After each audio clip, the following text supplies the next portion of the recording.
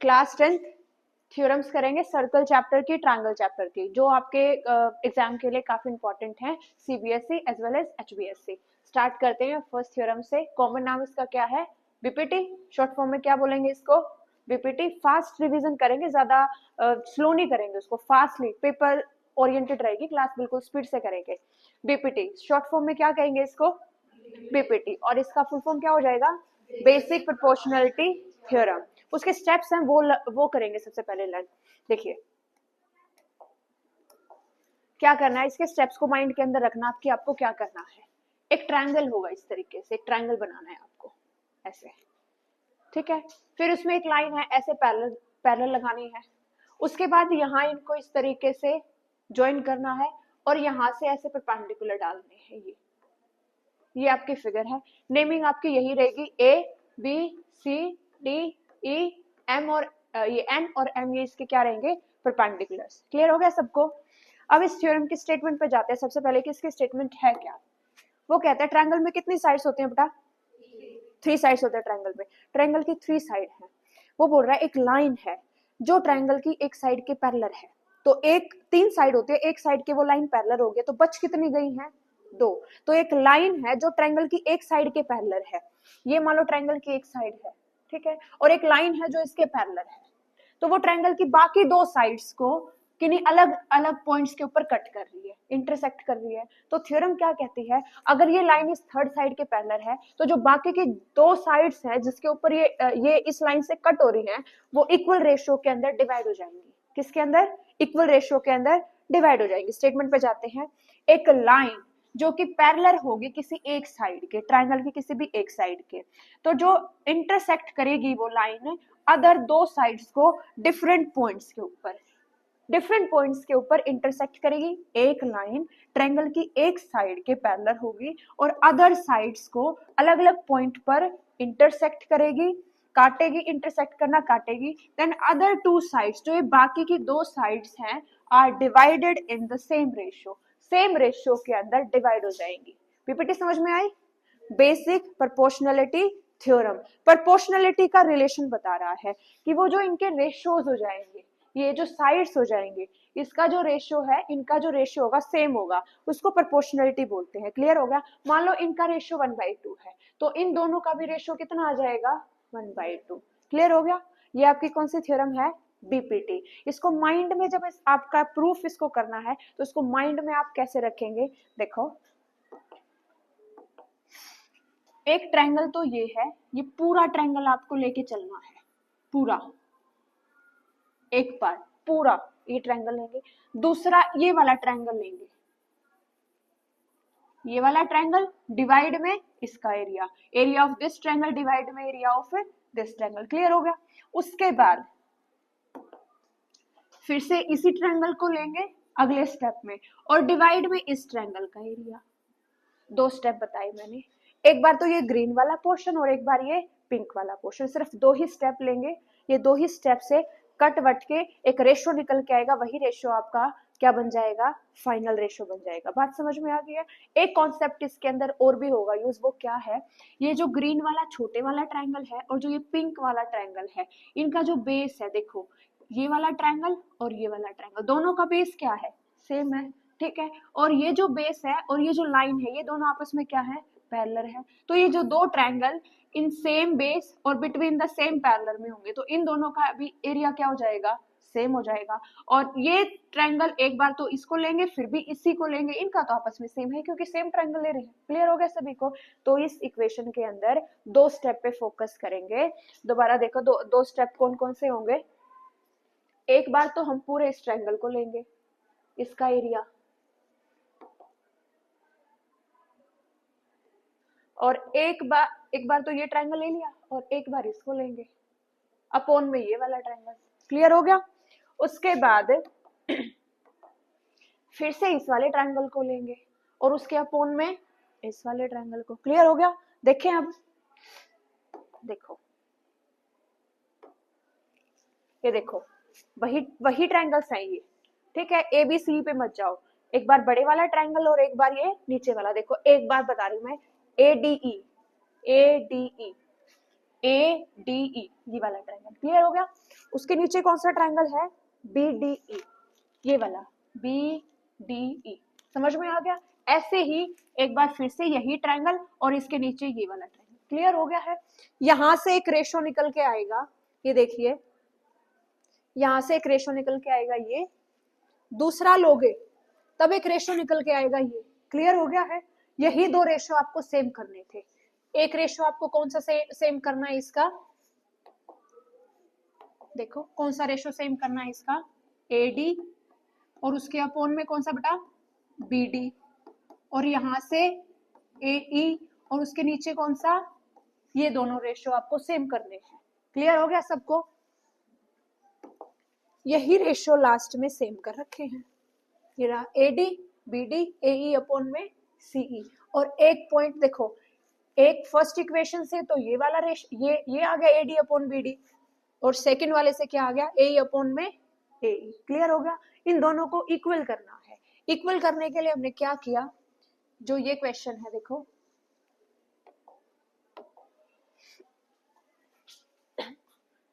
एक रेशो ये आ रहा है, एक रेशो ये आ रहा है, यहां ये ट्रायंगल बन रहा है और यहां ये बन रहा है। क्लियर हो गया। देखिए ADE सेम है ना बेटा, बिल्कुल ये देखो सेम है। नीचे वाला क्या है, BDE, और यहाँ कौन सा है, EDC। ये वो दो ट्रायंगल हैं जो सेम बेस और बिटवीन द सेम पैरेलल पे थे, तो इनका एरिया भी आपस में क्या रहेगा, इक्वल रहेगा। क्लियर है। तो न्यूमरेटर भी सेम है, डिनोमिनेटर भी सेम हो गया, तो दोनों ही फ्रैक्शन कैसे हो गए, सेम हो गए, तो उनका राइट वाला पार्ट भी क्या हो गया, सेम हो गया। क्लियर हो गया। बीपीटी प्रूफ हो गई। बात समझ में आ गई सबको, क्लियर हो गया पीपीटी के बारे में, रिपीट करूं फिर से, क्लियर हो गया, ठीक है। ये थी आपकी बीपीटी। उसके बाद आ जाओ कन्वर्स ऑफ बीपीटी के ऊपर। कन्वर्स ऑफ बीपीटी के ऊपर, कन्वर्स ऑफ बीपीटी क्या कहती है, बीपीटी ने कहा कि रेशियो सेम हो जाएंगे।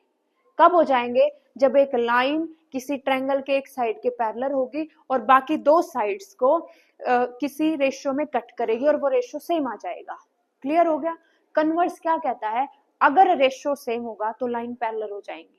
तो लग गया सभी को, अगर रेशियो सेम होगा तो लाइन क्या हो जाएंगी आपकी, पैरेलल।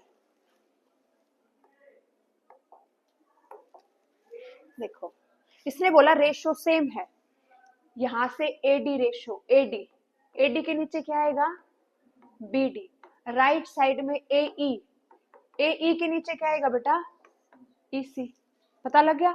उसने बोला ये दो रेशियो सेम है, आपको बताना है कि जो ये DE लाइन है इस लाइन के पैरेलल हो जाएगी। क्लियर हो गया। हम इसका उल्टा मान के चलेंगे, हम मान के चलेंगे कि ये लाइन पैरेलल है ही नहीं, कोई और लाइन है जो पैरेलल है, और वो और लाइन कौन सी है हमारी, ये वाली, ये है वो लाइन पैरेलल है। क्लियर है। हम मान के चलेंगे कि ये पैरेलल है और दिखा देंगे कि ये पैरेलल आई है। क्लियर हो गया है। उल्टा मान के चलेंगे, उल्टा मान के चलेंगे, हम कहेंगे कि ये लाइन पैरेलल है। अगर एक लाइन, ये लाइन ट्रायंगल की साइड के पैरेलल है तो बीपीटी कहती है उनका रेशियो आपस में क्या हो जाएगा, सेम। तो एक रेशियो तो ये था गिवन, दूसरा रेशियो हमने सेम कर दिया, कौन सा, AD अपॉन में BD इज इक्वल्स टू, यहाँ पर F पॉइंट है, AF अपॉन में, यहाँ कौन सा पॉइंट था, CF। क्लियर हो गया सबको, सबको समझ में आ गया। इन दोनों को कंपेयर करो, ये वाला पार्ट दोनों में सेम है, जब लेफ्ट साइड सेम है तो राइट साइड भी क्या होगी, सेम होगी। तो राइट साइड हमारी क्या बनी, AE अपॉन में CF is equals to AE upon में EC।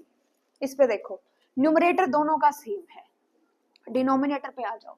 अगर आपको ऐसे लिखा हो 2/3 इज इक्वल्स टू 2/x, तो बताइए मुझे x की वैल्यू क्या होगी, 3 होगी ना। क्लियर है। अगर ये न्यूमरेटर सेम है तो डिनोमिनेटर भी तो सेम होंगे, तो डिनोमिनेटर में कौन है, CF, और यहाँ पर कौन है, EC। CF तो ये लाइन है, और CF और EC ये लाइन है, ये तो है हमारी CF और ये है हमारी EC। ये दोनों लाइनें इक्वल हैं। इक्वल तो तब होंगे ना जब ये पॉइंट भी एक होंगे, यस या नो। तो दोनों पॉइंट आपस में क्या कर गए, मर्ज कर गए, कोइंसाइड कर गए, कोइंसाइड कर गए। तो हमने माना क्या था कि ये लाइन पैरेलल है, प्रूफ क्या हो गया, ये लाइन भी पैरेलल होगी इसके, यस या नो? कन्वर्स ऑफ बीपीटी समझ में आ गया सबको? यहाँ से आ गया सबको समझ में बीपीटी? नेक्स्ट थ्योरम पे चले, नेक्स्ट पे आ जाओ।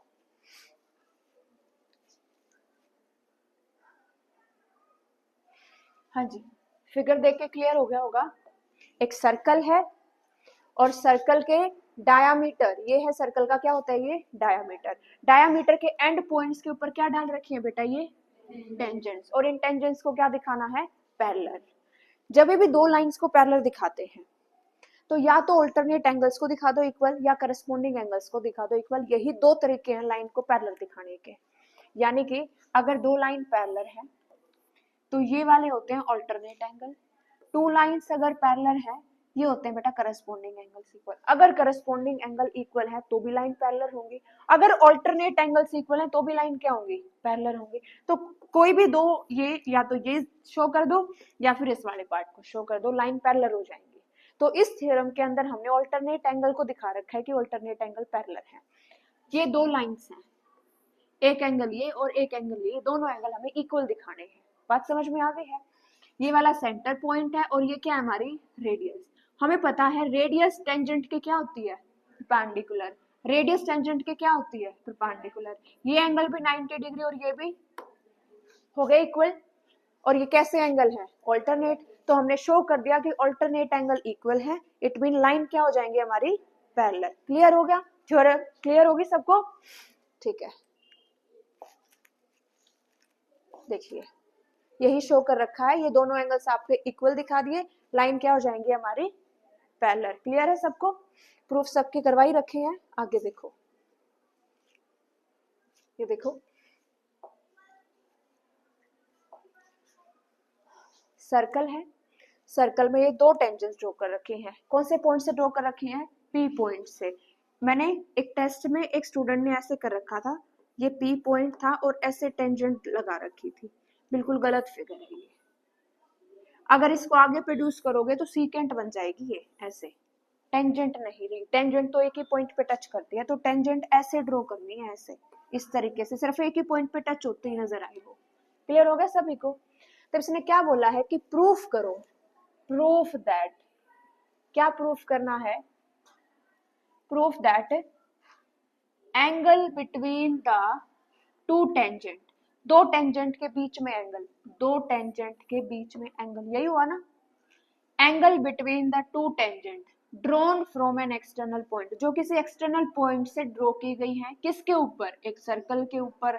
इज, यानी कि क्या प्रूफ करना है उस एंगल के बारे में, एंगल इज सप्लीमेंट्री। सप्लीमेंट्री का मीनिंग क्या होता है, 180 डिग्री, यानी कि वो एंगल सप्लीमेंट्री है, इज 180 डिग्री टू दी, किसके, angle subtended by the line segment joining the points of contact. देखो ये है point of contact, tangent circle के एक पॉइंट पे टच करती है, उसको बोलते हैं पॉइंट ऑफ कांटेक्ट। तो ये है पॉइंट ऑफ कांटेक्ट, ठीक है।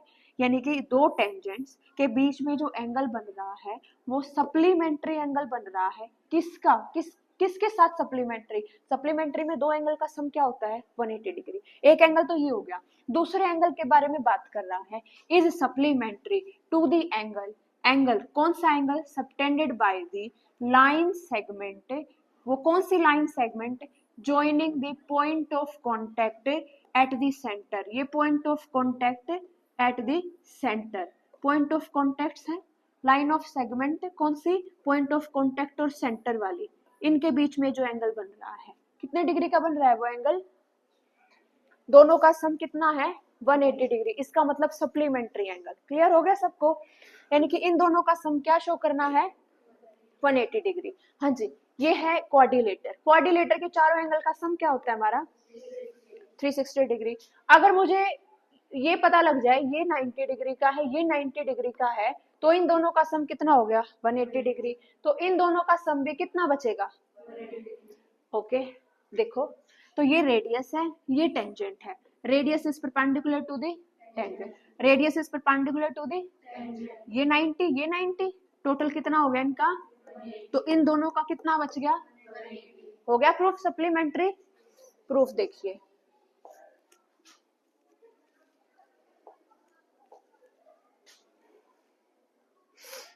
देखो टू प्रूफ करना था 180 डिग्री इन सेंटर वाले एंगल्स का। देखो सेंटर में एक तो पी एंगल है ये रहा, और एक ये वाला ओ एंगल है, इनका सम दिखाना था। तो हमने बोला कि जो टेंजेंट्स होती हैं रेडियस के परपेंडिकुलर होती है, तो 90 डिग्री दिखा दिया, और सभी एंगल का सम कितना दिखा दिया 360 डिग्री। दो 90 90 के दिखा दिए, तो जो बच गए वो कितने के हो गए 180 डिग्री। इसलिए तो वो दोनों एंगल कैसे बन गए सप्लीमेंट्री। क्लियर हो गया सबको, सप्लीमेंट्री। आगे देखो,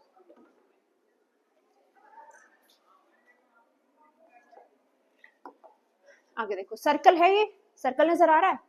सर्कल के अंदर ये कौन सा पॉइंट है आपका सेंटर, और ये एक पॉइंट है उसका नाम क्या लिखा हुआ है ओ डैश। उसने क्या कहा है, उसने ये कहा है कि प्रूफ करिए, प्रूफ दैट, क्या प्रूफ करिए, perpendicular at the point of contact है, perpendicular at the point of contact to the tangent, यानी कि जो टेंजेंट है उसका एक पॉइंट ऑफ कांटेक्ट है, उस पॉइंट ऑफ कांटेक्ट को, पीछे क्या नाम है ये मोहिनी बात कर रही है, बीच में डिस्टरबेंस हो रही है क्लास में। Proof that perpendicular at the point of contact है, परपेंडिकुलर डाला गया है कहां पे पॉइंट ऑफ कांटेक्ट पे। देखो ये टेंजेंट है और ये क्या है उसका पॉइंट ऑफ कांटेक्ट, इसके ऊपर एक परपेंडिकुलर डाला गया 90 डिग्री का angle, point of contact to the tangent to a circle, circle पे वो पासेज, वो जो परपेंडिकुलर है जो वो लाइन डाली गई है वो किससे पास करेगी सेंटर से। ठीक है, हम क्या मान के चलेंगे कि सेंटर से पास नहीं कर रही है। देखो ये लाइन करती है तो सेंटर से पास है ये 90 डिग्री, लेकिन हम क्या बोल रहे हैं किससे पास नहीं कर रही है सेंटर से नहीं पास कर रही, किसी और पॉइंट से पास कर रही है ओ डैश से। क्लियर हो गया है, सबको समझ में आ गया। फिर हम क्या दिखा देंगे कि देखो ये इससे पास कर रही है, according to the question O dash M B, ये एंगल कितने डिग्री का बन गया अकॉर्डिंग, और हमें थ्योरम से ये पता है कि रेडियस इस टेंजेंट के क्या होती है, तो दोनों एंगल क्या हो गए 90 डिग्री। अब देखो ये भी 90 डिग्री, ये भी 90 डिग्री, क्या ऐसा पॉसिबल है नहीं है, इसका मतलब दोनों ही एंगल क्या है सेम है। तो सेम तभी होंगे ना जब ओ और ओ डैश पॉइंट एक दूसरे से कोइंसाइड करेंगे। क्लियर हो गया सभी को।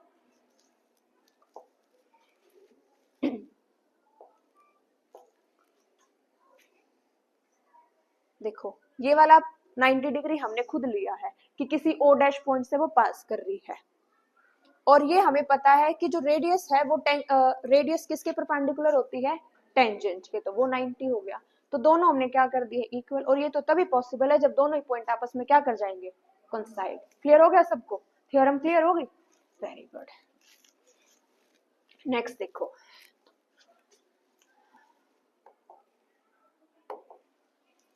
देखिए सर्कल नजर आ रहा है, टेंजेंट नजर आ रही है, ठीक है।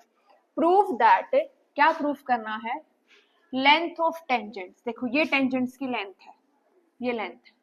Proof that length of tangents drawn from an external point, इस पॉइंट से ड्रॉ की गई है, length of tangent drawn from an external point, इस पॉइंट से ड्रॉ की गई है टू अ सर्कल, किसी सर्कल के ऊपर आर इक्वल, वो उनकी लेंथ आपस में क्या होगी इक्वल। क्लियर हो गया।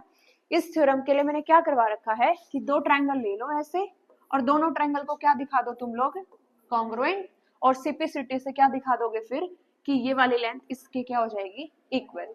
तो एक ट्रायंगल को दिखा रही हूँ मैं, देखो ये वाला एक ट्रायंगल, ये सिर्फ एक ट्रायंगल पे फोकस करो, ये वाला एक ट्रायंगल देखो, radius is perpendicular to the 90 degree का एंगल हो गया, सेम ये 90 डिग्री का हो गया। ये दोनों क्या है रेडियस है, आर आर है, इक्वल हो गए। ये साइड क्या होगी कॉमन, तो साइड साइड, और ये क्या है एंगल, साइड साइड एंगल की कोई प्रॉपर्टी होती नहीं है, आरएचएस होती है ना। ये राइट एंगल, ये हाइपोटेन्यूज, और ये क्या हो गया कोई भी साइड होगी।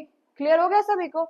तो कौन सी प्रॉपर्टी लगी आरएचएस, आरएचएस से दोनों ट्रायंगल क्या हो जाएंगे कॉन्ग्रुएंट, और कॉन्ग्रुएंट हो गए तो सिपिसिटी से क्या शो कर दोगे O A is equals to O B, ये सॉरी ओ नहीं P, P A equals to P B, यानी कि लेंथ ऑफ टेंजेंट क्या होगी हमारी इक्वल। क्लियर हो गया सभी को, कोई डाउट। नेक्स्ट थ्योरम पे चले, ठीक है नेक्स्ट पे आ जाओ। प्रूफ दैट क्या प्रूफ करना है, पढ़ते देखो, जैसे मैं बार बार सर्कल कर रही हूँ उस चीज को, क्वेश्चन भी आपको ऐसे ही पढ़ना है, पेपर में जो स्टेटमेंट आएगी हल्का सा उसको चेंज कर देगा, तो उसको पढ़ने का तरीका यही है, ऐसे ही। प्रूव दैट क्या क्या प्रूफ करना है, tangent at any point of a circle, एक टेंजेंट के बारे में बात कर रहा है, क्योंकि टेंजेंट डाली गई है किसी भी पॉइंट पे सर्कल के, इज वो क्या है, परपेंडिकुलर है किसके, रेडियस के।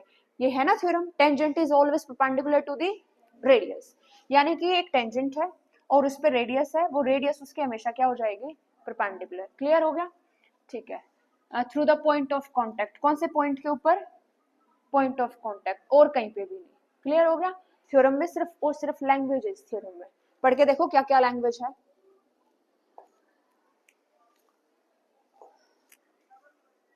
स्टार्ट कहां से करेंगे, सबसे पहले अ सर्कल जिसका सेंटर क्या है, ओ है, और उस पर एक टेंजेंट ली है ए बी, और उसका पॉइंट ऑफ कॉन्टेक्ट क्या है, पी। क्लियर हो गया, गिवन है। उसके बाद क्या प्रूफ करना है, ये लाइन इसके क्या दिखा देंगे, परपेंडिकुलर। इसके एक पॉइंट का यूज करेंगे, क्या यूज करेंगे, क्योंकि जो शॉर्ट परपेंडिकुलर डिस्टेंस होता है ना, वो सबसे छोटा डिस्टेंस होता है, perpendicular distance is always a shortest distance, इस पॉइंट का इसके अंदर यूज करेंगे। देखो कंस्ट्रक्शन में क्या लेंगे, कोई एक और पॉइंट ले लेंगे हम लोग, ये देखो ये तो है ए बी टेंजेंट है, ये क्यू पॉइंट कोई और लिया है, और ये आर सर्कल के ऊपर ही है, तो इन्होंने क्या लेंगे, ओपी परपेंडिकुलर तो शो करना है कंस्ट्रक्शन में, कोई भी take any point O and other P on the tangent, किसी भी टेंजेंट के ऊपर कोई और पॉइंट ले लेंगे, क्यू क्यू आएगा यहाँ पे, क्यू ओ और क्यू को हमने ज्वाइन कर दिया। क्लियर हो गया सभी को। उसके बाद देखो ये तो क्या हो जाएंगे दोनों, radius, OP and O R radius. O Q को देखो कैसे लिखेंगे, O Q is equal to, ये है आपकी ओ क्यू, किस किस का सम है, ओ आर प्लस में R Q, O R plus में आर क्यू। अब देखो जो ये ओ क्यू है, अगर ये इन दोनों का सम है, तो ये इन दोनों से एक से तो ग्रेटर ही होगा ना, यस या नो, ग्रेटर हो गया, O Q greater than O R. ऐसे ही ओ क्यू, अगर ये ओ आर से ग्रेटर है, ये ओ आर यहाँ पे भी है, तो ये ओ आर ओपी के इक्वल है, तो ये ओपी से भी क्या हो जाएगा, ग्रेटर। क्लियर हो गया, तो ओ क्यू ओ आर से भी ग्रेटर है, और किससे ग्रेटर है, ओपी से भी ग्रेटर है, तो छोटा डिस्टेंस कौन हुआ, ओपी ओ आर, और ओपी ओ आर दोनों ही क्या है आपकी, रेडियस, और सबसे छोटा डिस्टेंस ही क्या होता है, परपेंडिकुलर, इसीलिए रेडियस ही क्या होती है हमेशा उसके परपेंडिकुलर। थ्योरम याद रहेगी, एक ही पॉइंट का यूज करेंगे कि जो सबसे छोटा डिस्टेंस होता है वही हमारा क्या होता है, परपेंडिकुलर डिस्टेंस। क्लियर हो गया सबको, आगे फिर करेंगे।